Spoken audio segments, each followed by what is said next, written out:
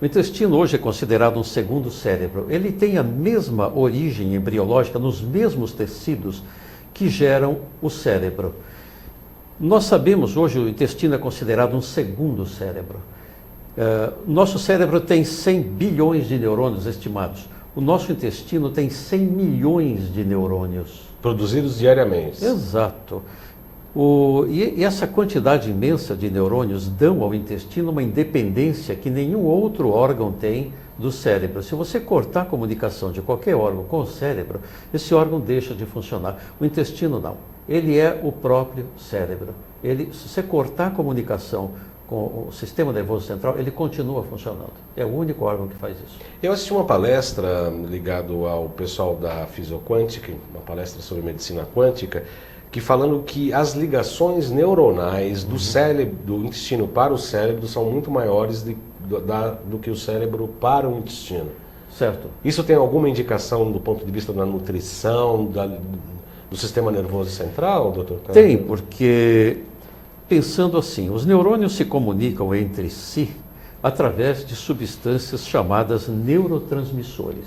Alguns bastante conhecidos do povo, como a serotonina, todo mundo fala na serotonina, o neurotransmissor do bem-estar, né? A dopamina, que também é do prazer, a acetilcolina da memória. Espantosamente, a maior parte desses neurotransmissores são produzidos pelo intestino.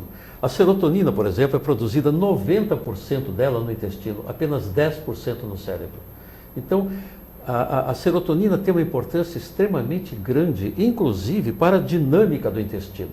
Ele vai funcionar bem ou mal segundo o nível de serotonina que ele produz, como também da melatonina, que é uma substância produzida a partir da serotonina quando você tem uma escuridão total. Você vai dormir à noite, apaga a luz, você tem que dormir no escuro absoluto, nem luzinha de TV, de LED, de LED.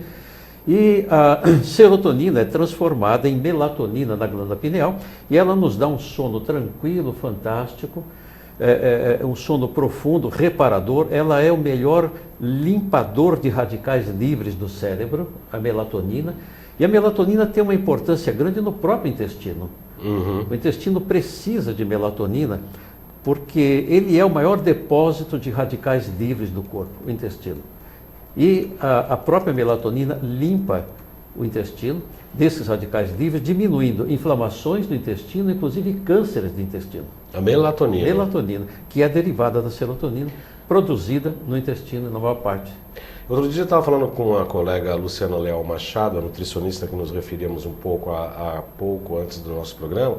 Inclusive ela indicava a indicação nutricional de comer banana à noite, sobretudo à noite, por causa do triptofano da banana para indução da serotonina e, consequentemente, da melatonina. É isso mesmo? Corretíssimo. O triptofano é o aminoácido precursor da serotonina. Só que o triptofano ele tem um problema muito sério. A quantidade dele é pequena em relação aos outros aminoácidos da alimentação. E para penetrar na membrana hematoencefálica, a membrana que isola o cérebro, os aminoácidos não passam sozinhos, ele tem que ter um transportador. E como o triptofano, coitado, é pouco, ele vai competir com os outros aminoácidos por esses transportadores, e ele acaba perdendo, então ele penetra muito pouco no cérebro. A produção de serotonina, no fundo, é baixa, e para isso precisa de uma quantidade boa de magnésio, vitamina B6, a piridoxina e zinco. Sem esses elementos, o triptofano não se converte em 5-hidroxitriptofano e este em serotonina. Acaba se perdendo um pouco E grande parte do triptofano também vai para o intestino, aumentando a produção de serotonina no intestino e não tanto no cérebro quanto a gente desejaria.